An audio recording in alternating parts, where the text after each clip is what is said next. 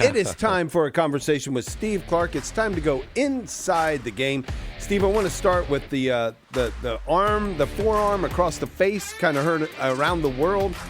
Things breaking out in the WNBA, all kinds of conversation there. Yeah, there is, and it's getting political. Yeah. Watch the game live when it happened. Yes, the Indiana Fever just seem to be involved in every single controversy that's going on. Sophie Cunningham hit on a fast break bucket transition. It was a flagrant 2 foul. There was no doubts about that. But it was a African-American player who made the foul on Sophie Cunningham. She disagreed with the decision to being kicked out with the F2.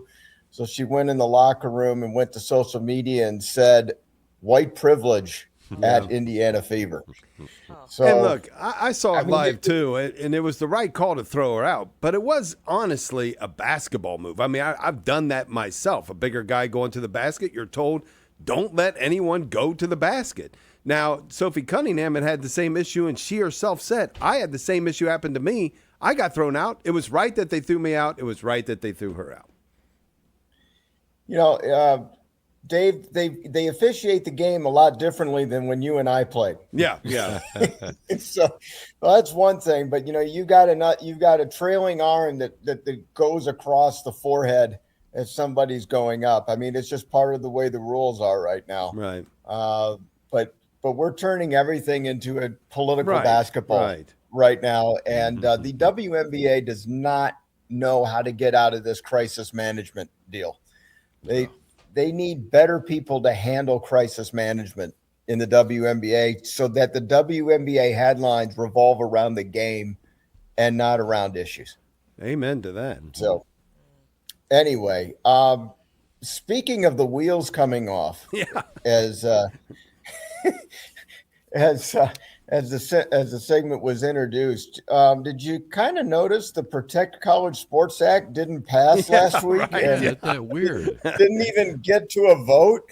And is anybody surprised by this? Too many amendments crept up into the week of trying to get through cloture.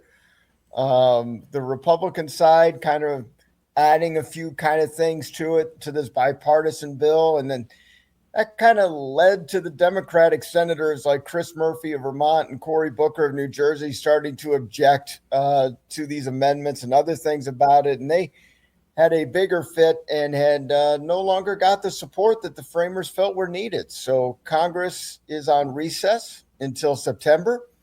Then they are in session briefly before recessing again in October so they can do final campaigning. Hey, could the College Sports Act be put to a vote in September? Sure, it could. But what other more important bills start to take focus as we get towards the end of the year in the brief session period before they campaign? If it gets the 60 votes needed in the Senate, well, they need more than that. They got to have the House vote on it. And with a larger body of lawmakers anxious to make their own tweaks, well, let's just say that one expert said passing it under this Congress is going to be about 15 to 20% now. Yeah, right. Oh, wow. And anybody who's feeling left out because Congress is in recess so often, just remember that they don't even have monkey bars. I mean, they don't have a very fun. Yeah, their playground's not very fun. Now, Steve, I want to talk a little bit about Turk Skubal. Of course, they traded him, and it was a right move to make. He was worth a lot then. He's coming up on free agency at the end of the season and would love to come back and rejoin the Tigers. Yeah, I'm not sure I believe it. I think there's been a lot that's going on. I think there's a caveat to this where his agent is kind of seizing control of what's going on, because sometimes agents do that. Sometimes they manipulate things because they want to make sure that the agent still has a good reputation about bringing money to their client.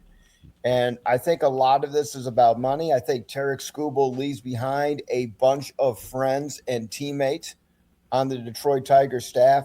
Matt Verlander wanted to, be with the Tigers at the end of his career and did so. It didn't go so well because of his injuries.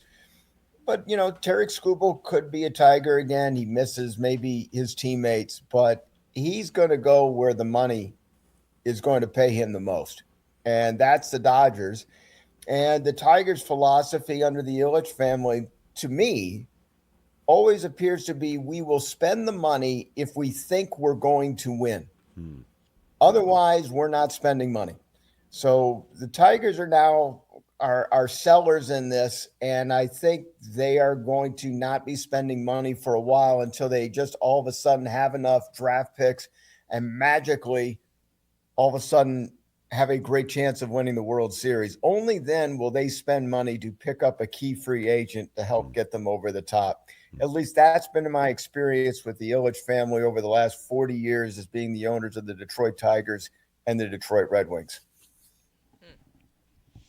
Thanks be to God, Hey, September 5th is not that far away, Steve. yes, I know. And guess what? The defending champs perhaps got a big boost when a Colorado judge 10 days ago issued a class-wide preliminary injunction allowing the class of 22 athletes to play another year of college sports if they still had eligibility. Now, if you don't know about this, we talked about this last week where this Colorado judge did did a relief injunction to allow class of 2022 players that used up their eligibility within 4 years to get this extra fifth year that was passed by the NIL's 5-for-5 Act. Okay. So now who's benefiting from this? Because practice has already started. Rosters are already set, possibly full. Well, there's a reason sometimes while schools leave one roster spot open in case of the unthinkable. They do this at stadiums too. We got to leave one ticket available for somebody who calls in at the last minute that's too important to say no to.